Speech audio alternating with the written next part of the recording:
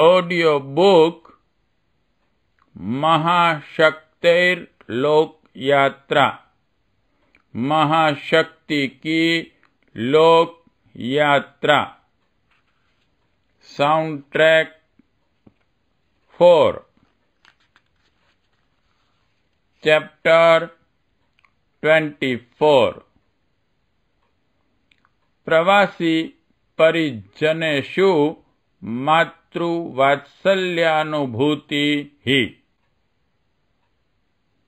राष्ट्र के प्राणों में नव स्फूर्ति का संचार करते हुए उनकी यात्रा चल रही थी।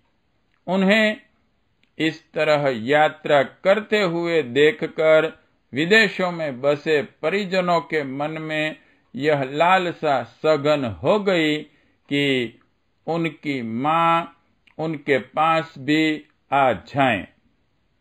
उन्होंने कहा, मैं विदेश यात्रा नहीं करना चाहती, तथापि एक बार जाकर मैं अपने विदेशों में बसे सभी बच्चों को देख आऊं, ऐसा विचार करके विश्व माता ने विश्व यात्रा करने की स्वीकृति प्रदान कर दी। इस कार्यक्रम में पहला अश्वमेघ महायज्ञ इंग्लैंड के लिस्टर नामक शहर में 8 से 11 जुलाई तक 1993 में आयोजित किया गया। इंग्लैंड में भारत के तत्कालीन उच्चायुक्त श्री लक्ष्मीमल संघवी भी सपत्नीक इस कार्यक्रम में सम्मिलित हुए। इंग्लैंड के महायज्ञ की अनोखी अनुभूतियों को सुनकर टोरंटो, कनाडा के परिजन भी उत्साहित हो गए। उन्होंने पहले से ही 23 से 25 जुलाई सन 1993 की तिथियां अपने यहाँ के लिए निश्चित कर रखी थीं। इस कार्यक्रम में कनाडा की तत्कालीन प्रधानमंत्री कैंपबेल और उनके मंत्रिमंडलीय सहयोगियों ने भारी सहयोग दिया। कनाडा से वापसी के बाद ममतामयी माता जी ने 19 से 22 अगस्त सन 1993 को अमेरिका के लॉस एंजल्स शहर में होने वाले अश्वमेघ महायज्ञ के लिए प्रस्थान किया। 1008 कुंडीय अश्वमेघ महायज्ञ का आयोजन किया गया था। माता जी के पहुंचते ही वहां के संपूर्ण वातावरण में दिव्यता छा गई। वहां दीक्षा के लिए प्रायः 30,000 लोग उपस्थित हुए। अनेक लोगों ने माता जी के अनुदान वरदान पाए। माता जी के मुख से उच्चारित गायत्री मंत्र ने सचमुच ही उनके प्राणों को त्राण देने का कार्य किया। अमेरिका के अनेक मूल निवासी भी इस कार्यक्रम में भागीदार हुए। हिंदी भाषा से अनजान होते हुए भी उन्होंने अपने हृदय में माता जी के भाव भरे उद्बोधन को आत्मसात किया। चैप्टर 24 समाप्त। चैप्टर 25 योग मायाया उपसंहारारंभः।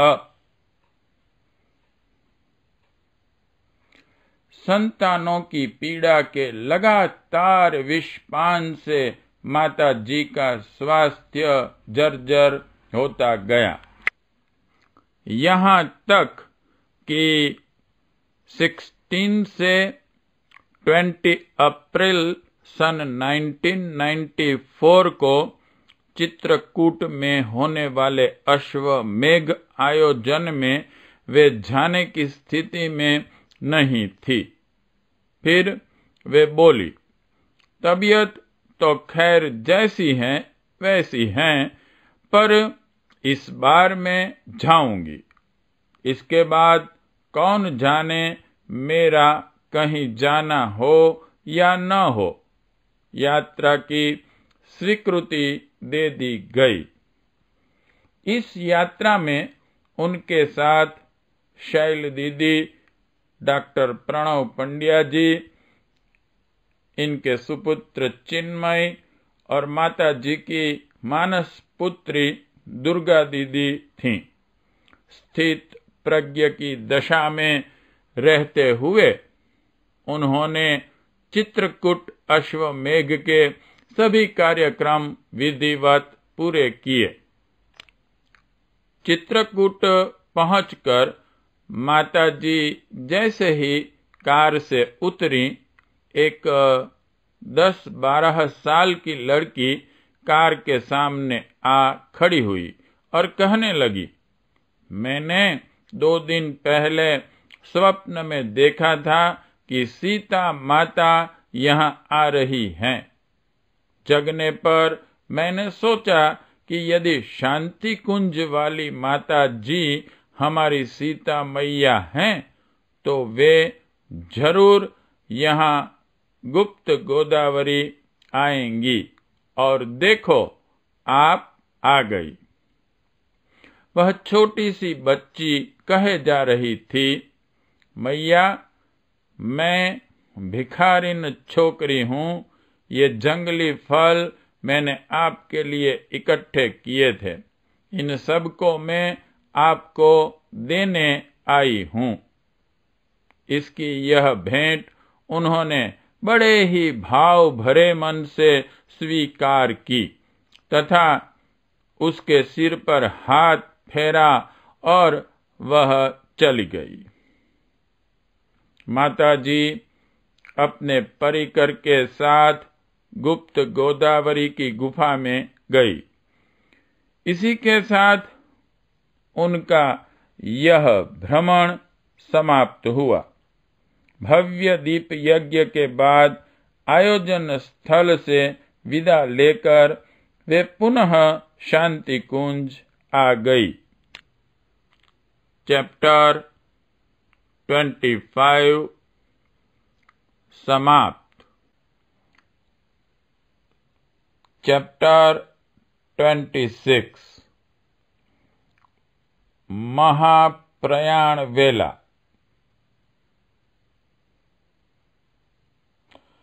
वंदनीय माता जी अपने परिजनों के दैहिक, दैविक, भौतिक त्रिविध प्रकार के रोगों का हरण करती रही हैं, परंतु आज वे ही रोगशैया पर पड़ी हुई हैं। सभी भक्तजन, कार्यकर्ता, बच्चे प्रभु से इनके स्वास्थ्य की रक्षा हेतु प्रार्थना कर रहे थे। इधर वंदनीय माता जी के प्राण अपने आराध्य में मिलने के लिए महाप्रयाण की तैयारी में लगे थे। परम पूज्य गुरुदेव के संकेत उन्हें बार बार मिल रहे थे। इन संकेतों में एक ही स्वर निहित था, सब लड़के अब परिपक्व हो गए हैं। उन्हें अब अपने पांवों पर खड़े होने देना चाहिए।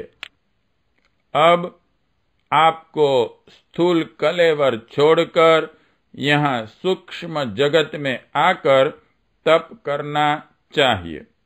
विश्व कल्याण के लिए यह अधिक आवश्यक हैं। गुरुदेव के इन सांकेतिक स्वरों को माताजी कई महीनों से लगातार अनुभव कर रही थीं, परंतु बच्चों के प्रति उनका वात्सल्य भाव उनकी विकलता पर छा जाता था। सच है, मातृत्व भाव अन्य सभी भावों से बढ़कर होता है। महाप्रयाण के कुछ दिन पहले वरिष्ठ कार्यकर्ताओं को बुलाकर उन्होंने समझाकर कहा था, मैंने मनुष्य देह जरूर धारण की है, पर तुम लोग मुझे केवल मनुष्य न समझना। इस प्रकार उन्होंने विशेष रूप से अपने निज स्वरूप का संकेत कर दिया था। देखो, गंगा जी के पानी में चांद की परछाई देखकर छोटी छोटी मछलियां आनंद से इसके इर्द गिर्द खेलने लगती हैं, सोचती हैं यह हम ही में से एक हैं। पर सुबह चांद अस्त हो जाता है तो उनकी पहले जैसी दशा हो जाती है। उछल कूद के बाद शिथिलता आ जाती है। सभी को इस तरह समझाकर वे मौन हो गई। साथ ही उन्होंने कतिपय विशिष्ट यौगिक क्रियाओं के द्वारा अपनी आत्म चेतना को देह से हटाना शुरू कर दिया। धीरे धीरे वे ध्यानस्थ हो तेजोमयी लगने लगी। भाद्रपद पूर्णिमा 19 सितंबर सन 1994 को प्रातः सभी को उनके मुखमंडल पर एक अनोखा प्रदीप्त भाव झलकता दिखने लगा। ध्यानस्थ माताजी मूर्तिमयी प्रशांति के रूप में विराज रही थीं। वे महाकाल के ध्यान में मग्न हो रही थीं। इन पलों में साक्षी हुए लोग अपूर्व सौभाग्यशाली थे। पूर्वाह्न 11:40 पर ध्यानस्थ जनों के ध्यान में एक दृश्य बड़ी ही स्पष्ट रीति से उभरा। उन्होंने अनुभव किया कि परम पूज्य गुरुदेव अपनी लीला संगिनी को अमर धाम में लेने के लिए आए हैं। अनेक देव शक्तियां, सूक्ष्म लोक के ऋषिगण उन्हें घेरे हुए हैं। सभी की दृष्टि माताजी पर टिकी हुई थी। क्षण बीते। 11:50 पर माता जी की स्थूल देह हल्की सी कंपित हुई और माता आदि शक्ति अपने परम पुरुष पुरुषोत्तम के साथ विराजमान हो गई। उनकी तपःपूत देह के अंतिम दर्शन के लिए शिष्यों, भक्तों व संतानों की भीड़ लग गई। लगभग 24 घंटे तक अंतिम दर्शन का सिलसिला चलता रहा। अगले दिन 20 सितंबर सन 1994 महाशक्ति की आवास बनी उनकी स्थूल देह चिता अग्नि के तेज में विलीन हो गई। नित्य प्रति अपने बच्चों को दर्शन देने वाली माता अब ध्यान मग्न हो गई। हाँ, बच्चों को दिए गए आश्वासनों के स्वरों में गूंज अब भी थी। उनका प्यार दुलार और सबसे बढ़कर उनकी समर्थ शक्ति हम सब के साथ विद्यमान है। यहाँ तक कि वे स्वयं भी हमारे आसपास ही हैं। इस सच्चाई को अनुभव करने के लिए बस अपने दिल की गहराइयों से माँ कहकर पुकारना होगा। यह एक अक्षर सृष्टि बीज है, मंत्र राज और महामंत्र हैं। इसे उन्होंने हम सब के लिए स्वयं जागृत और चैतन्य किया है। चैप्टर 26 समाप्त। चैप्टर 27 आश्वासनम मानसपुत्रेभ्यः। उन्होंने अनेक बार अपने श्रीमुख से कहा है, मैं अपने बेटे बेटियों को छोड़कर जाने वाली नहीं हूँ। जन्म लेना और नष्ट हो जाना यह तो देह का धर्म ही है, पर इससे क्या, मैं तो जैसी की तैसी बनी रहूंगी। तुम में से जब कभी कोई माँ माँ कहकर बुलाएगा तो मैं दौड़ी भागी चली आऊंगी। अरे देह तो अनित्य है, मैं तो सदा नित्य ही हूँ। मैं तो तब भी थी जब यह देह नहीं थी, और मैं तो तब भी रहूंगी जब यह देह नहीं रहेगी। एक भक्त ने उनसे पूछा, माता जी, यह बुलाना कैसे होता है? यह सुनकर वे हंसने लगी और बोली, अपनी माँ को बुलाने के लिए कोई विधि विधान भी होता है क्या? अरे बेटा, माँ तो अपने उस बच्चे की भी सारी बातें समझ लेती हैं जो अभी बोलना भी नहीं जानता। ओ बेटा, गूंगे बहरे बच्चे भी जब विकल होकर माँ को पुकारते हैं तो माँ सब कुछ काम छोड़कर दौड़ी चली आती हैं। चैप्टर 27 समाप्त। चैप्टर 28 मातृसत्तायाः संदेशः। वे कहने लगीं, मैं अपने उन बच्चों से भी परिचित हूँ जो मेरी देह के न रहने पर यहाँ शांति कुंज आएंगे।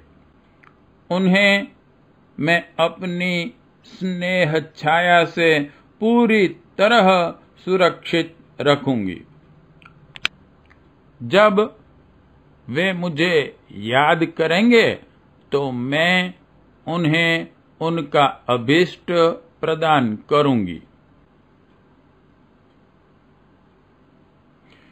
हे माँ, हम सब की प्रत्येक आशा का केंद्र बिंदु तो आप हैं। आज हम आपसे अपने किए हुए कृत्यों के लिए, अपने समस्त अपराधों के लिए क्षमा की याचना कर रहे हैं। अपने द्वार पर आए सभी याचकों की झोली भरने वाली माता, आज हम बच्चों की झोली अपनी क्षमा से भर दो।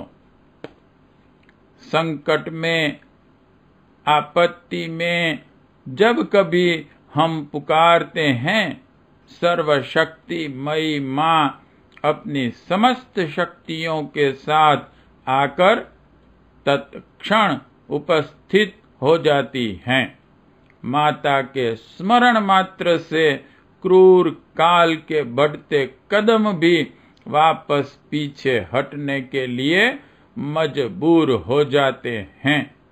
इस सत्य का अनुभव हम बच्चों ने अपने छोटे से जीवन में अनेक बार किया है। संसार के भीषण अरण्य में भटकते हुए हम दिग्भ्रांत होकर लक्ष्य विहीन हो रहे हैं। हे वात्सल्यमयी, ऐसे में आपकी गोद ही हमें शरण दे सकती है। हे भावमयी, हे भगवती, हे अशरणों को सदा शरण देने वाली, हमारे अतीत और आगत के समस्त अपराधों को क्षमा करते हुए हमारी रक्षा करो। परम पूज्य गुरुदेव के महाप्रयाण के बाद सभी शिष्यों व कार्यकर्ताओं को संबोधित करते हुए वात्सल्यमयी माताजी कहने लगी, हमारा हर कार्यकर्ता शक्तिशाली दिखाई पड़ना चाहिए। हनुमान जैसा, अर्जुन जैसा, एकलव्य जैसा, शिवाजी जैसा। उनके चिंतन और चरित्र दोनों ही उच्च स्तरीय होने चाहिए। जो चिंतन में होता है वही चरित्र में भी होता है, और जो चरित्र में होता है वही व्यवहार में भी होता है। जैसा व्यवहार में होता है उसी प्रकार का वातावरण स्वतः बन जाता है। बेटे, बाल्यकाल से ही गुरुजी ने अपने चिंतन को इस तरीके से ढाला कि एक स्वयं सेवक की मनोवृत्ति उनके अंदर हमेशा विद्यमान रही। उनमें जो स्वयं सेवी वृत्ति थी वही वृत्ति पनपती हुई चली आई। उनके जीवन में आरंभ से ही करुणा, त्याग और संवेदना विद्यमान रही। जो विश्व कल्याण के लिए तिल तिल करके अपने को समर्पित करता चला जाता है, श्रद्धा तो उसे मिलने ही वाली है। उसका सहयोग करने के लिए लोग दूर दूर से दौड़कर आते हैं। बच्चों, इसमें कोई आश्चर्य की बात नहीं है। अब हमारे अंदर वह भाव आ जाएगा कि देने वाला तो दूसरा है, करने वाले हम हैं। फिर कोई भी काम अधूरा नहीं रहेगा। मेरा तो यही अनुभव है। आपको मालूम होना चाहिए कि गुरु जी ने ये शब्द कभी नहीं कहे कि मैं करूंगा। यही कहा होगा कि बेटा, तुम्हारे लिए भगवान से प्रार्थना करेंगे। उन्होंने यह जरूर कहा कि संवेदना के रूप में हमें एक ऐसा प्रकाश मिलता हुआ चला जाता है कि जो संकल्प हम करते हैं वे पूरे होते चले जाते हैं। कल परसों की बात है। मैं स्नान कर रही थी। स्नान करते समय मुझे जोर से ऐसी आवाज आई, शैलो। मैं समझ गई कि गुरुजी कुछ कह रहे हैं। मैं तिलमिला गई। जब मैं बाहर आई तो समझ गई कि वे क्या कहना चाहते हैं। ऐसा प्रतीत होता है कि वे मेरे दाएं बाएं विद्यमान हैं। गुरुजी का तो यही उद्देश्य था कि मुझे तो वह बीज चाहिए जो कि ब्राह्मण हो, अर्थात ब्राह्मण वृत्ति उसके अंदर पनपे और ब्राह्मण जैसा जीवन जिए, परमार्थ के लिए अपने जीवन को समर्पित कर दें। यहाँ बैठे हुए तो तुम सब ब्राह्मण ही हो, पर कहीं भी तुम्हारा चिंतन गड़बड़ाता हो तो तुम उस चिंतन को साफ करना। आगे आने वाले समय में कितना काम करना है, मैं तुम्हारे अद्वितीय साहस को देख चुकी हूँ। उस समय हमारे कुछ बच्चे बाहर गए हुए थे। मुझे भीतर से वेदना हुई कि उन बच्चों को ऐसा लगा होगा कि हमने गुरुजी के अंतिम दर्शन भी नहीं किए। बेटे, जो बच्चे यहाँ नहीं थे, मैं उनकी वेदना से वाकिफ हूँ। मैं उनकी प्रशंसा करती हूँ। उन्होंने जो कार्य किया, उस कार्य में ही गुरु जी को देखा। बेटे, हमें मनोबल बढ़ाना है, अपना और दूसरों का। स्वयं उठना है और दूसरों को उठाना है। एक दूसरे के दुख दर्द में काम न आए तो और कौन आएगा। सबसे मिलना जुलना और सबके दुख कष्ट में शामिल होना। बेटे, अब तक मान लो तुम में कुछ कमियां थी, लेकिन अब आगे आने वाले समय में नहीं होनी चाहिए। गुरु जी की तरह तुम्हें निरंतर पुरुषार्थ करना पड़ेगा। गुरु जी का अनवरत आशीर्वाद तुम्हें मिलता रहेगा। बेटे, तुम्हारी वाणी में मिठास होनी चाहिए। गुरुदेव के पुराने शिष्य यह अच्छी तरह जानते हैं। गुरु जी के अंदर कितनी नम्रता थी। किस तरह हम दोनों बच्चों की सेवा करते थे। हमारी नम्रता ही आत्मीयता के भावों को बढ़ाती चली गई। बेटे, सबको अपने समान समझो। अपने जो छोटे भाई हैं, उनको प्यार दो। अपने से जो बड़े हैं, उनका सम्मान करो। सबको गुरुजी जैसा प्यार दो, आत्मीयता दो। मिशन तुम्हारे द्वारा चलना है, तुम्हारे कंधों पर चलना है। इसलिए हमारा प्रत्येक कार्यकर्ता गुरु जी की दूसरी कॉपी होना चाहिए। हमें मिशन चलाना है तो हम में प्रखरता होनी चाहिए। साथ ही अपने अंदर साहस और बल भी होना चाहिए। हम में इतना पौरुष होना चाहिए कि कोई हमें दबा नहीं सके। हमारे यहाँ सभी जिंदा दिल लोग ही रहने चाहिए। भावनाओं के बगैर भी कोई कार्य पूरा नहीं हो पाता। इसके बिना हम भगवान की पूजा भी नहीं कर पाते हैं। जब तक भगवान के प्रति उदात्त भाव, समर्पण और करुणा पैदा नहीं होगी, तब तक क्या हम भगवान के बताए रास्ते पर चल सकेंगे? भगवान के सम्मुख बैठना ही उपासना है, अर्थात उसमें मिल जाना, अनुभूति पैदा होना, करुणा पैदा होना। साधना माने अपने जीवन को ऊंचा उठाना। हमारा मुख्य ध्येय जन सेवा ही है। जिसका मन शुद्ध है, जिसमें दया, करुणा और संवेदना होती है, वही जन सेवा के लिए तत्पर होता है।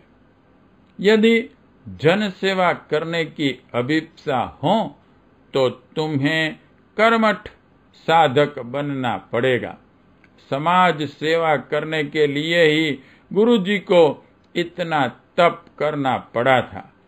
जितनी गायत्री माता के प्रति उनकी श्रद्धा थी, उससे भी ज्यादा सेवा की प्रति थी। गुरुजी समाज को ऊंचा उठाना चाहते थे। वे समाज को, राष्ट्र को बहुत होनहार नागरिक देना चाहते थे। यही उनका उद्देश्य था।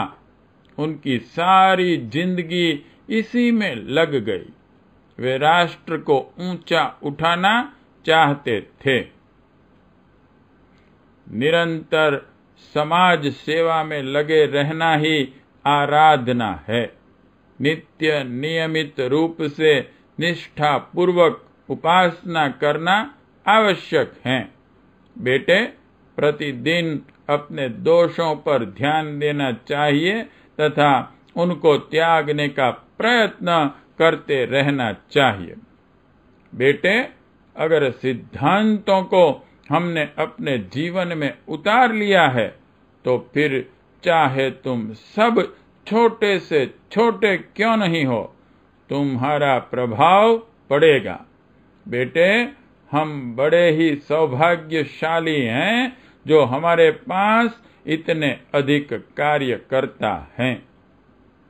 अगर आप यह कहें कि गुरु जी के बाद क्या होगा, बेटे, गुरु जी का शरीर ही तो चला गया, लेकिन आत्मा तो उनकी यहीं विद्यमान है।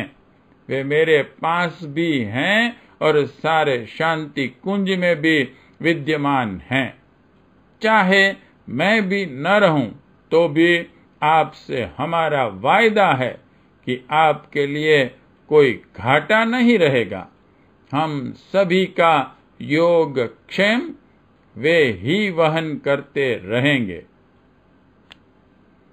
बेटे, हमारा एक भी कार्यकर्ता भिखारी नहीं है। फिर से सुन लो, हमारा प्रत्येक कार्यकर्ता त्यागी, तपस्वी होना चाहिए। मैं आपसे भी निवेदन करती हूँ कि आप कभी स्वार्थपरता में, कभी लालच में मत फंसना। कई बार हमारी मनोभूमि विचलित हो जाती है, पर संभलो, विचलित मत होने दो।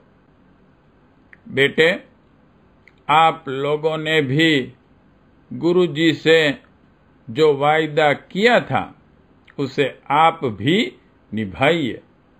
आप भी अपने संकल्प बल को ठीक कीजिए और अपने चिंतन को, चरित्र को ठीक कीजिए।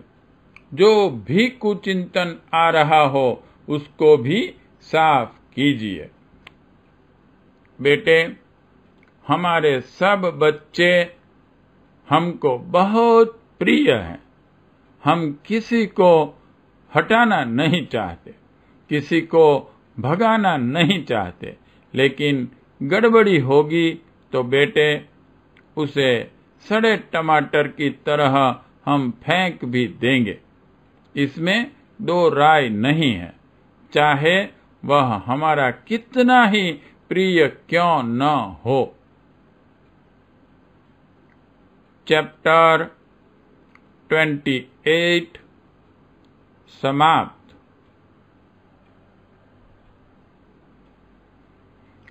चैप्टर 29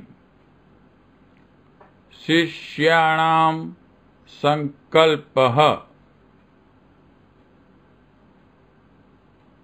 हे जगन्माता, हम सब सदा से आपके हैं और मन, वाणी, कर्म तथा संपूर्ण अंतःकरण से सदा ही आपके बने रहेंगे। इस संपूर्ण मिशन को आपके दिव्य शरीर के रूप में अनुभव करेंगे। इसके प्रति सदा ही श्रद्धा भाव रखते हुए अपने धन, श्रम एवं प्रतिभा को यथाशक्ति अर्पित करते रहेंगे। महाशक्ति की लोक यात्रा में महिमामयी माता जी का रहस्यपूर्ण चरित्र जो ब्रह्म वर्चस्व के द्वारा प्रकाशित किया गया है, उसे संक्षिप्त से जानने के लिए उत्सुक परिजनों के संतोष हेतु देववाणी का संबल लेकर लघु प्रयास किया गया है। माँ का पावन स्मरण सभी पाठक परिजनों के मन, वाणी एवं अंतःकरण को पवित्र करें। ओम श्री भगवती देव्यर्पणमस्तु। चैप्टर 29 समाप्त। ऑडियो बुक महाशक्तिर लोक यात्रा, महाशक्ति की लोक यात्रा समाप्त।